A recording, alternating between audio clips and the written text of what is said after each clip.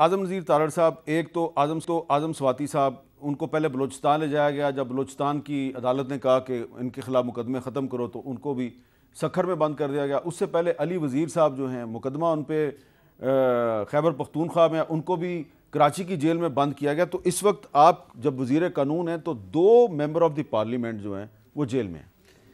میر صاحب کل پر جو گفتگو تھی کہ وفاق نے صوبائی خود مختاری کے حوالے سے ہمیں اعتماد میں نے لیا اور انہوں نے اس میں انٹرفیرنس کی ہے.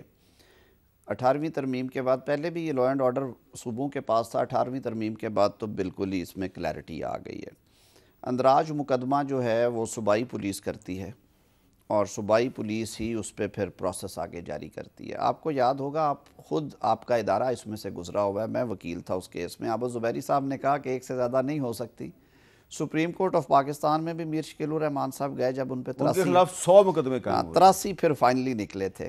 سپریم کورٹ نے کہا کہ آپ صوبوں سے رجوع کریں، پھر 4 صوبوں کے انہوں نے دروازے کھٹکھٹائے صوبائی ہائی کورٹس کے.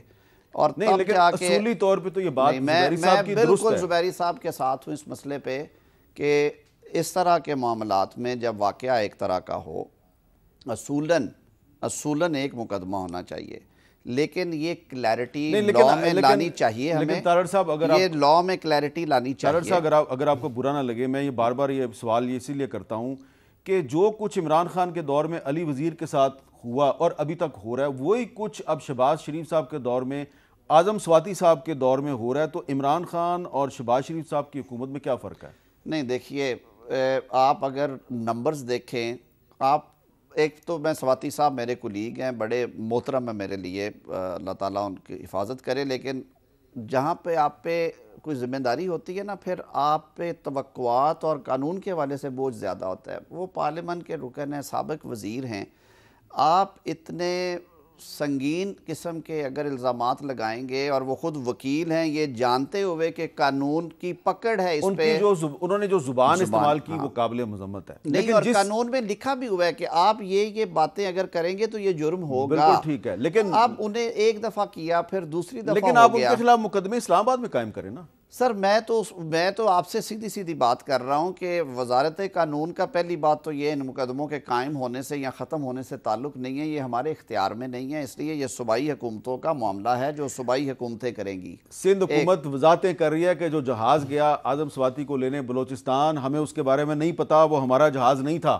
چلیں میں بھی ڈھونڈتا ہوں کہ کہاں سے آیا تھا جہاز. لیکن میں جو عرض کرنا چاہتا ہوں میر صاحب، یہ ہمیں کلچر چینج کرنا پڑے گا. 7 مہینے کے دوران آپ یہ بتائیں کہ اس حوالے سے جو ویو آف ٹیرر تھی اور جس طرح سے سیاسی مخالفین کو چن کے عورتوں کو بھی جیلوں میں ڈالا گیا، جو کہ اس ملک کا، اس خطے کا رواج نہیں ہے. میں سمجھتا ہوں آج بھی جس آزادی سے ہمارے سیاسی مخالفین جو گفتگو کرتے ہیں، جو انگلی اٹھاتے ہیں، حکومتی اکابرین سمیت وزیر اعظم کے بارے میں جو زبان استعمال کرتے ہیں، وزیر اعظم کی طرف سے تو آج تک کوئی ایف آئی آر نہیں ہوئی، آج تک انہوں نے اس پہ ریئیکٹ نہیں کیا. ان میں تو یہ سیاسی تحمل ہے، یہ بردباری ہے.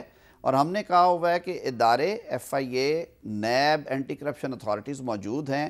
میں یہ بات پورے یقین سے کر رہا ہوں کہ ان پہ کوئی دباؤ نہیں. اگر دباؤ ہوتا تو جو کچھ خیبر پختونخوا میں اور پنجاب میں عثمان بزدار صاحب کے دور میں ہوا ہے، یہاں پہ سینکڑوں بندے اس وقت جیل میں ہوتے. لیکن ہم نے اداروں کو کہا کہ آپ اپنی انڈیپینڈنس برقرار رکھتے ہوئے میرٹ پہ انکوائریز کنکلوڈ کریں، پہلے ایویڈنس اکٹھی کریں، ثبوت اکٹھے کریں، پھر گرفتاری کریں.